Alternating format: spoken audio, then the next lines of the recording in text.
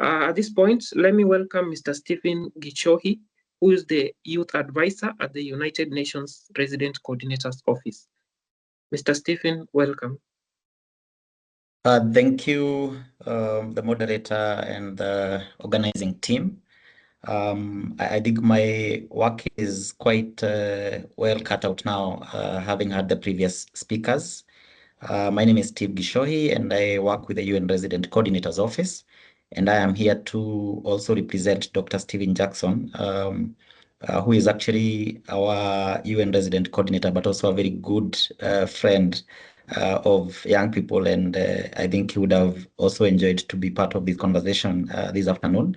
But as my colleague from UNESCO has mentioned, from the UN side, we're also happy when in these kind of meetings we have young people themselves, sharing their thoughts and perspectives on the key issues regarding the Sustainable Development Goals.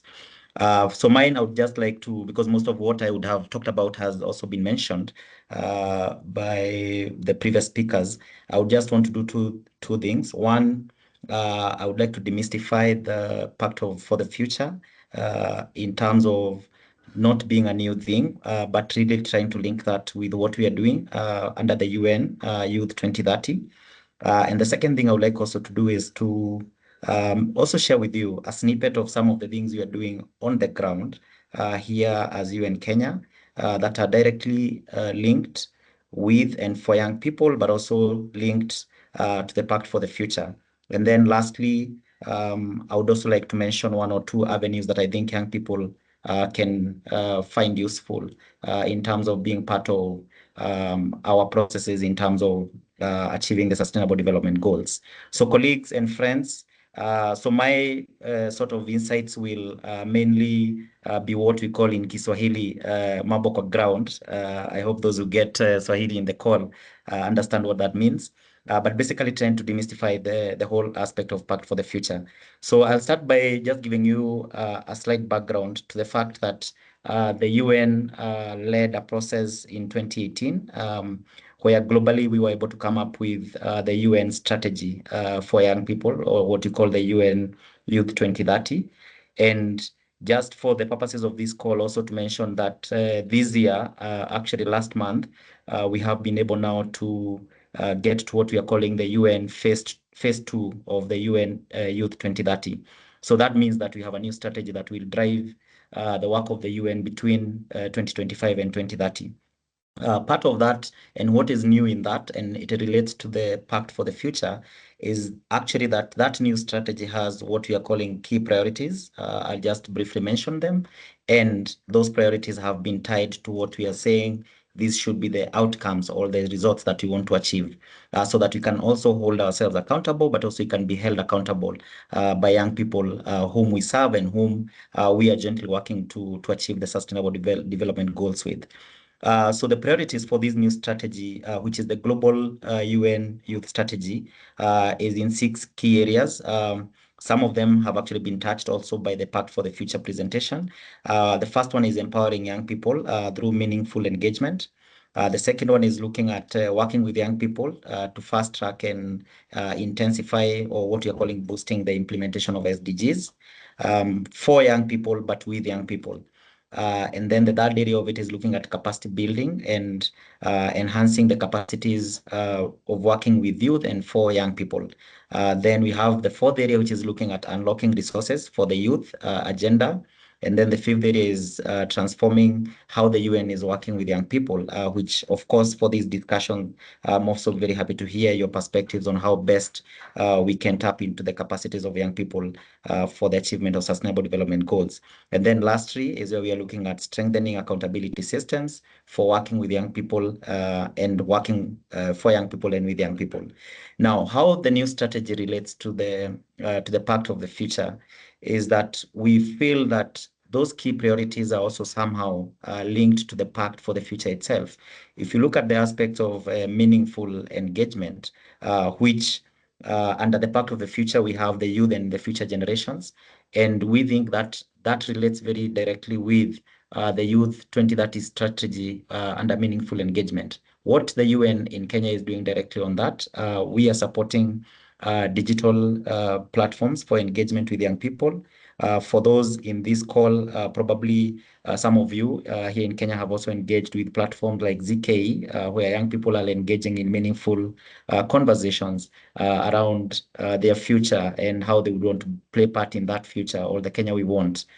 We're also looking at and working very, very closely with young people to directly co-create and have initiatives that bring the pact home. I'm happy to note some of the participants here were part of a forum that was jointly done by the Resident Coordinator's Office and the United Nations Information System, as well as the SDG Forum last year, trying to, to unpack the pact for the future.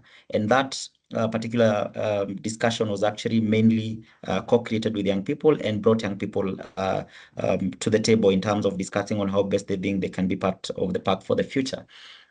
We have also been taking part in high-level political engagement around youth engagement in relation to the pact for the future. Again, here in Kenya, we have been able to have a high-level conversation between the Assistant Secretary General in charge of youth affairs and young people, again, on the sidelines of the Global Civil Society Forum last year. So giving young people those kind of high-level political platforms to be able to engage directly and not someone interceding for them, we feel that that is part of the meaningful engagement, and it's part of what the youth and the future generations that are the Pact for the Future envisaged. The second area is unlocking resources. We have, as the UN in Kenya, bringing together the capacities of the different UN agencies, have been working on a joint program for the youth, looking at issues of skilling, issues of employability, but also civic engagement. I'm also happy to note some of the civil society organizations represented here have been part of the co-creation of that program. And this is not a program created in Gigiri. This is a program that has gone through a lot of consultations with young people, with government, civil society, and youth representative organizations to see how best we can have one joint program on young people. As the UN, we're also leading discussions with other key stakeholders on innovative financing for the youth agenda.